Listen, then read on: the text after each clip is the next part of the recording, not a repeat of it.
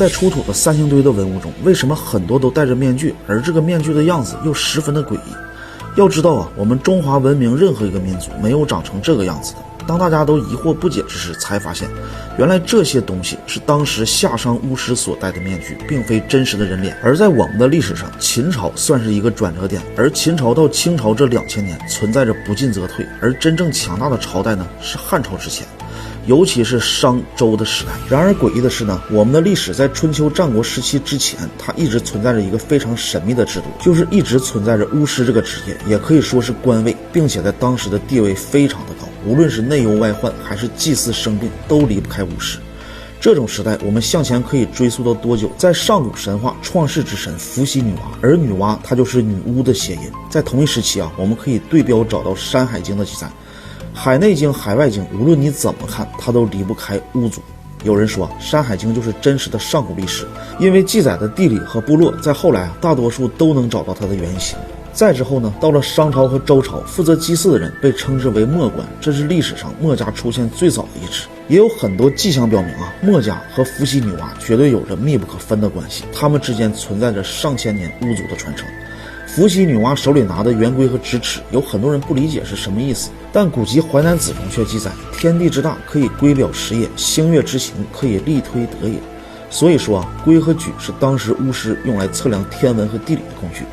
女娲补天补的也不是天，这是一种夸张的手法，而是真实中巫族修正历法。这个可以看我以往的视频。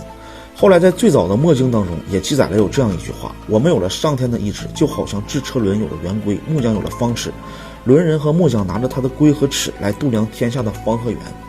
由此可见啊，圆规和直尺对于墨家来说，它也是上天的意志。这和《淮南子》中记载伏羲女娲的规和矩这段原文是不是表达的意思几乎一致呢？所以啊，神秘的墨家起源就很有可能是伏羲和女娲，几千年跨越夏商周来到春秋战国时期，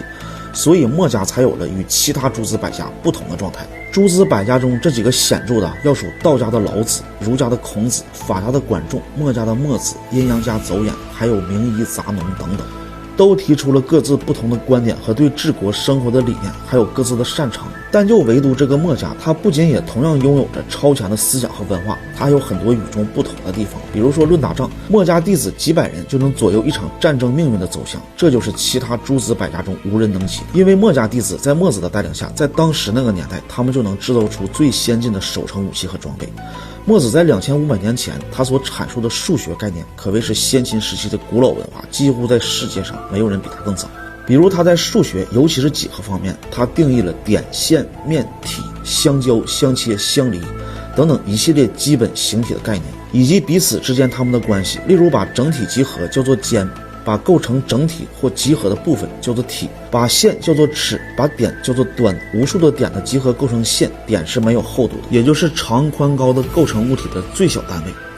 墨子的宇宙观，它也同样是令人叹服，也是在2000多年前那个蛮荒时代，墨子就把广义的时间叫做九，也就是昼；广义的空间叫做宇。墨子认为啊，在无限的时间里，空间是持续运动不止的，只有在有限的区域范围内，空间的运动才能定义成南北等方向。无限空间的绝对运动是没有远近之别的，空间是有整体性的，是无法分割的。这就是1900多年后爱因斯坦提出相对论的雏形。所以说墨子啊，当时所创立的墨家学派，它绝对是一个颠覆三观的神秘学派。然而除了这些，墨家的10大思想可谓是异常的先进。墨家思想它都提倡什么？在当时阶级固化等级社会，墨子提出了人人平等，用兼相爱的方式交换利益，反对等级之下的压榨和剥削。然后墨子呢，他还提出非命，什么意思呢？就是反对儒家的信命，因为儒家的主张啊，出生在什么样的家庭中就不要想着翻身，穷苦百姓家的孩子祖孙3代都要顾穷，还要让你每天高兴，感觉这是理所应当。而墨子的非命就是教会底层的人如何通过后天的努力改变这一切，强本节用的生存之道。所以墨家思想是自下而上的存在，是帮助中下阶级的人、底层民众翻身的最好的驱动力。但是后来皇权为了巩固自己的自身地位，从汉朝开始就彻底磨灭了墨家思想，开始进行了2000多年的儒学盛世。但是神秘的墨家他从来都没有消亡，在秦国一统天下的背后能找到他们的影子，在2000多年后近代抗战胜利也能找到他们的影子。所以啊，想要了解神秘的墨家，